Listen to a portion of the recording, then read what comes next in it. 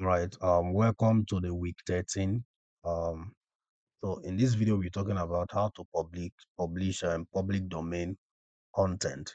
Yeah, public domain content. So the concept about public domain is that um there are content out there that you can publish and you won't have any issue of copyright and all of that. So there is a United States law that states that when a book clocks is it 100 years or 70 years or something of that nature, that book becomes automatically available in the public domain site.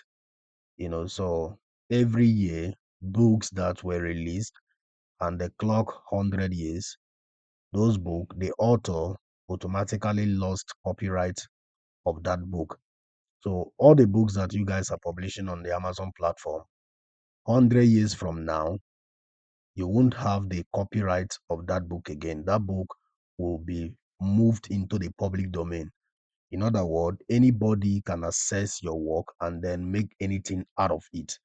So that is a concept. But the truth is that there are some public domain content out there that are still valuable, even though they were written 100 years ago, right?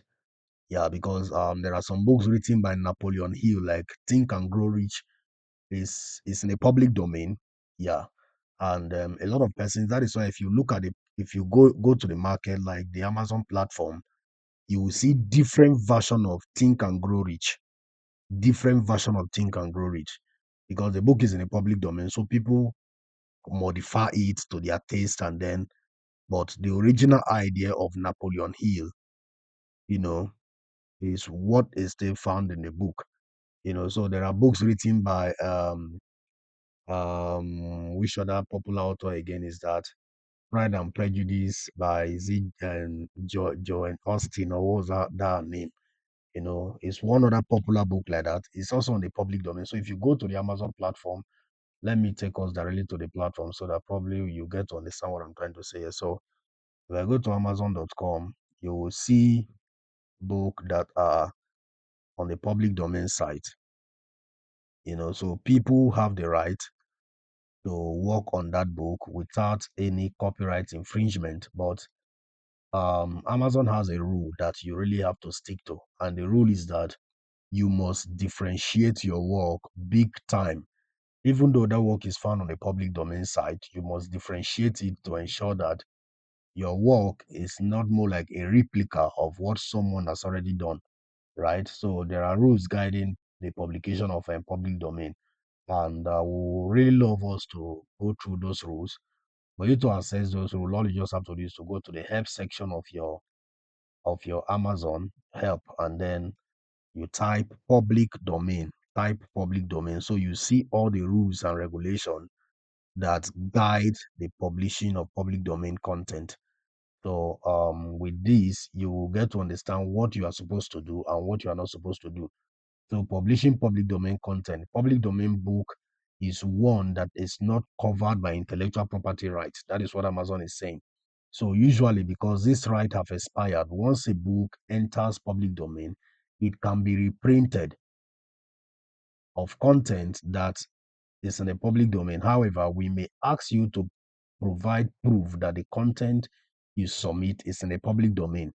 We may refuse public domain content that is already available through our program or other retail site if a free version of public domain site is available, all of that. So you have to read through all of this to understand what public domain is, right?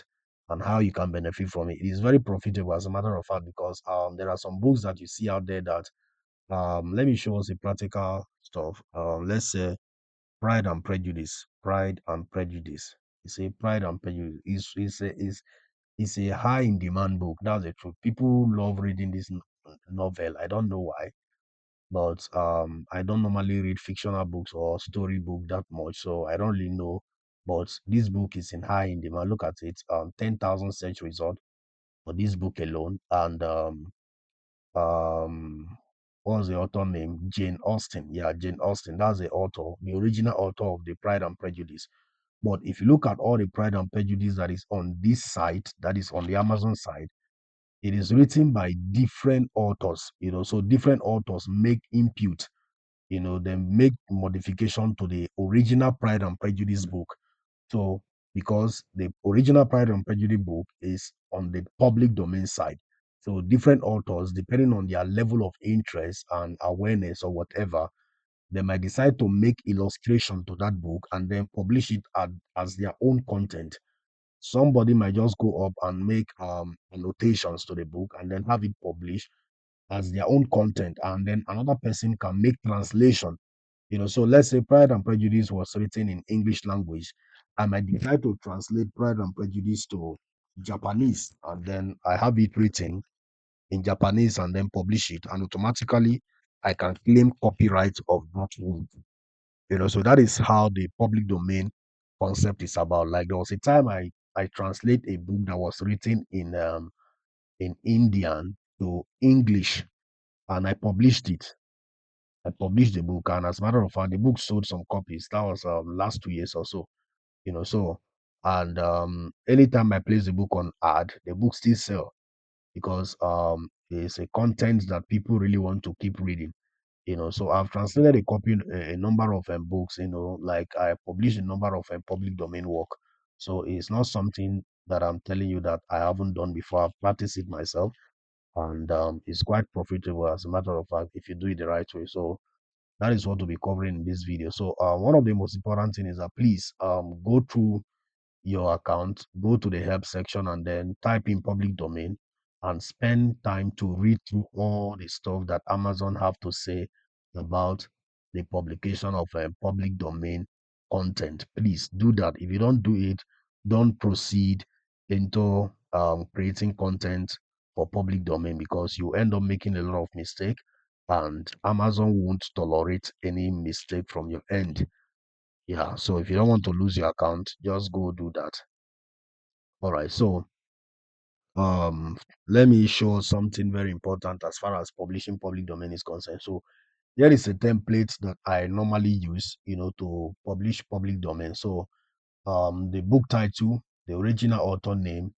So I might add them with illustration and introduction to this edition. So um if for instance I want to write a public domain work on a particular topic, I might just add illustration and then introduction. And the illustration, you can generate illustrations for different paragraphs of that public domain book using AI. Yeah, so you can just copy a particular paragraph of a public domain work and then tell ChatGPT to create an illustration for you that borders around that paragraph, or that borders around the concept of that paragraph. So I've done that for a public domain book called Frankenstein. Yeah, so just go online, search for Frankenstein. You will see a lot of authors that have done work on that Frankenstein. So I created a version of that book, and then I did illustration for it, and it's still selling up till now. Yeah, so you can do that. So another way you can modify your public domain is to add annotation. So you might say with annotations and introduction to this edition. You understand? So you write the edition of the book and then study reader's guide, by you.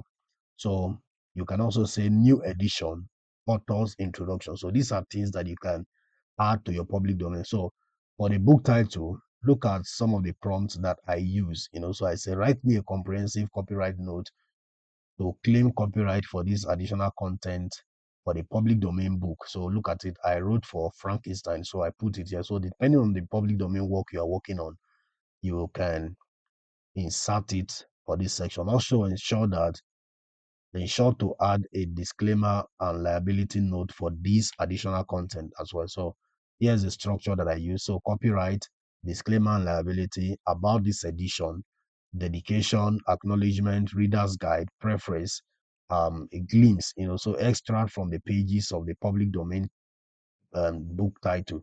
So you can create an extract, and then the introduction, original content of the public domain book title, and then glossary of terms. So if the original content doesn't have a glossary of terms, you can create glossary of terms for the new edition that you are trying to publish. Yeah, and then there's another thing that you can add to differentiate your public domain work is called journaling experience, or you can even add chapter summaries and then further readings and original author biography. Yeah, so here are some of the prompts that I use to kickstart my public domain work. So, um, for you to be able to do that using I start a discussion process with AI, right? So, how do I go about that? I can say, what do you think modern readers and lovers of the public domain book? So, depending on the public domain book title you are working on, you can add it here. So, but for this instance, I was working on Frankenstein. So I said, what do you think modern readers and lovers of of Frankenstein seek to learn and want authors to annotate or illustrate the book Frankenstein should add? So describe or talk about to make the book more contemporary, but still retain the original author's idea. So here are some of the kind of prompt that I use, and then um AI, especially Gemini, by Google, is quite intelligent. So it can search through the website or search through the web and then get to understand what customers are demanding for a particular book. So in that way, you will be able to grasp information and then know how to channel your own public domain book, to make it highly unique and of more value as compared to what others have done. Yeah, so you can still, if you look at this prompt down here, you see that I said, I want to write a highly contemporary annotation and illustration for the public domain title above, so all of that. So just read through this and you understand what I'm trying to say. So the next thing is that when you have decided on a particular public domain work that you want to work on, um, you need to get the original manuscript of that public domain book. You need to get the original manuscript so that you can add your annotations, your illustrations, or to translate it, right? So you need to get the original manuscript of that public domain. So there are sites that you can use to get access to public domain files. So let me show us some of the sites. So the most popular among all of them is Project Gutenberg. So it's one of the most popular site for getting public domain work. So if you go through it, you see that Project Gutenberg is a volunteer effort to digitize and archive cultural work, as well as to encourage the creation and distribution of ebook. Right. So if you go to this website, let me open it up in a new tab. You will see public domain work. I use this Project Gutenberg a lot, and every year as at January, I've forgotten the actual date, new books are added into the public domain site. So as at January 2024, a whole lot of new books were added to the public domain site on this Project Gutenberg.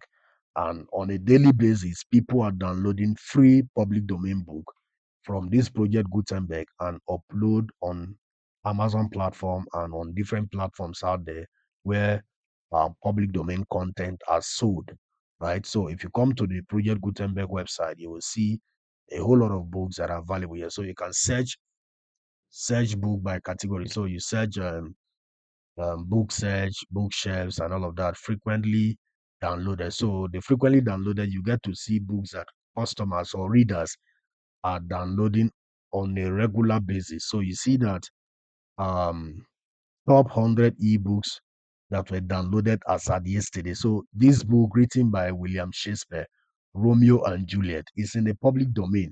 But as old as this book is, Romeo and Juliet, people are still reading this book.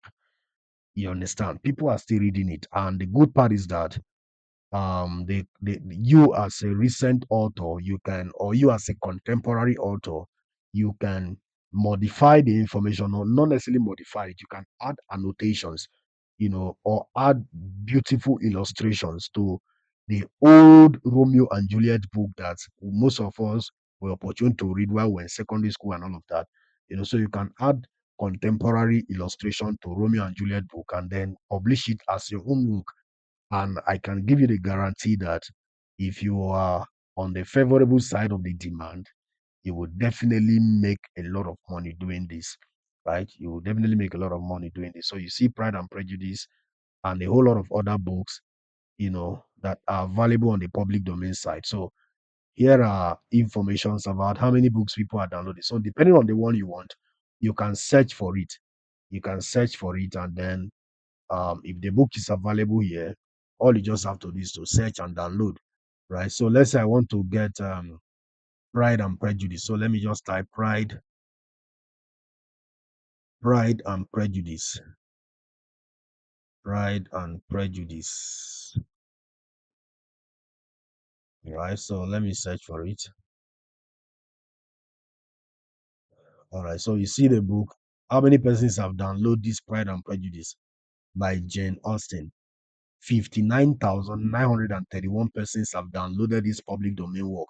And some of them are fellow Amazon publishers like you and I. You understand? So you get the original copy here, you download it, and as soon as you have a copy of it, you can now proceed to start adding your own illustrations and all of that. So you see the different version that you can download here. So download HTML, download plain text. So all you just have to do is to click on plain text. So you want to get the plain text of this original Pride and Prejudice.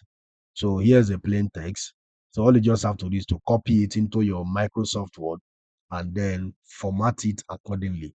But you reformatting this book and rearranging it doesn't add anything up.